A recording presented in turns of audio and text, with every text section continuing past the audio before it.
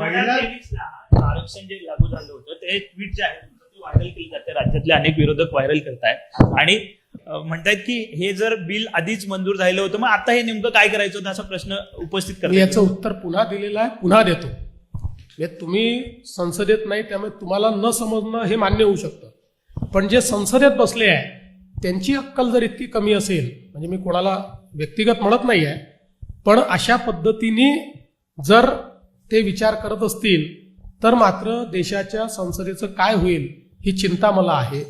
म्हणून पुन्हा एकदा सांगतो की 23ला जे विधेयक आपण मंजूर केलं त्या विधेयकानंतर 24 पर्यंत सेन्सस होणं अपेक्षित होतं, त्यानंतर डिलिमिटेशन होऊन 2029ला ते लागू झालं असतं, पण 27 पर्यंत सेन्सस होऊ शकलेलं नाही.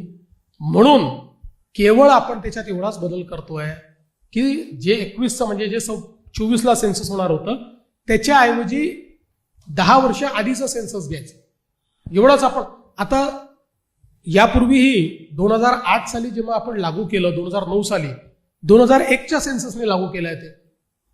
त्याच्यामुळे मला असं वाटतं की त्यांना समजतं सगळं आहे, त्यांना माहिती सगळं आहे, तोंड दाखवायला जागा नाही आहे, स्वतःच्या तोंडाला काळं फासून घेतलंय आणि आता आम्हाला ते बोलतायत. त्यांनी आरसा बघितला पाहिजे, त्यांचे काळे चेहरे, त्यांचे महिला विरोधी चेहरे हे त्यांना येतील. माझं ट्विट तेव्हाही करेक्ट होतं, माझं ट्विट आजही करेक्ट.